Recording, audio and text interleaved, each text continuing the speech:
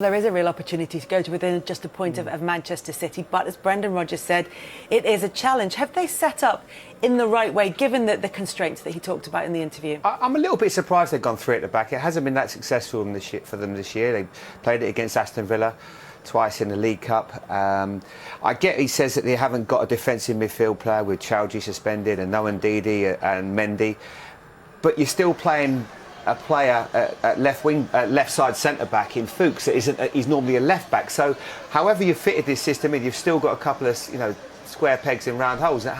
It's an unusual situation, but he thinks it's the best way to go against this City side. West Ham struggled. Wolves beat them. Play three at the back, so he might look at that as well. And they'll be up in an old teammate of theirs, and an old teammate of yours, just about, Micah, in Riyad Mahrez. Yeah, he's going to be up against Fuchs today. He's got a big job on his hands because I think Mahrez is one of the most unlucky players in the league. I think he's an amazing talent. If he wasn't in any other team in the Premier League, he'd be starting week in, week out. It's just he's so unlucky. He's got Bernardo Silva, Sterling playing on the wings, and Sané when he's fit. But for me, he scored 7 goals, 7 assists this season, and he spends half the time coming off the bench. I think he's so underrated, and I'm sure he'll be happy to do a bit of damage today against his old club. Well, he'll certainly be hoping that he can do that. He's talked about the time at Leicester as maybe 2 wasted years of his career towards those latter stages. Of course, he did reach a Champions League quarter-final in that time. As for Kevin De Bruyne, we wax lyrical about him all the time, Jamie. I mean, his stats, yet again, this season. He's not just had more assists and created more chances than anyone else.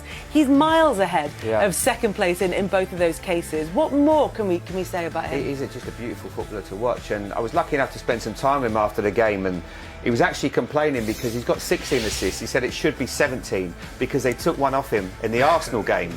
And that just shows you what a team player he is. He's chasing Thierry's record of 20. I've got no doubt if he stays fit, he'll beat that comfortably. And we were infused. We loved him the other night. Do you think he's going to get Player of the Year? Because we had this little bit of debate as well.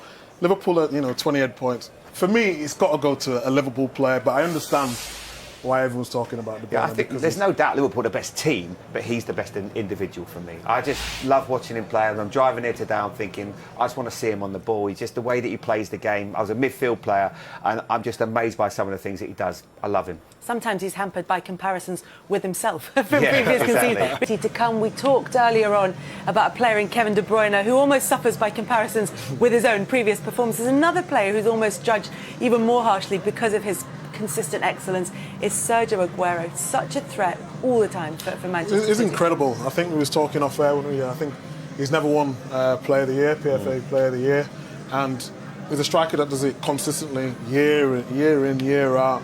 And the only thing that's maybe stopped him is his injuries. He still always seems to pick up injuries, maybe at the wrong time. But for me, he's one of the greatest. What was he like at finishing in training?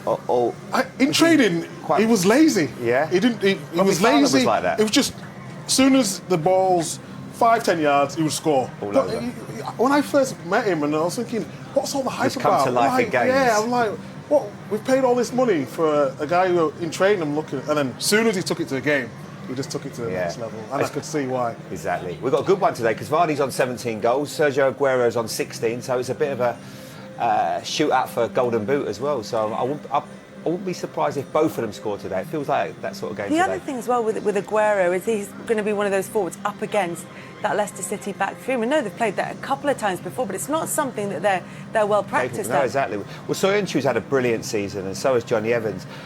And I love Christian Fuchs as a left back. I think he's outstanding. But just to play that left-sided centre-back position is difficult. He's not had a lot of game time, so that will be an area where you might see Sergio Aguero trying to drift into because he's a master at spotting a weakness in a defence, and he's brilliant at it.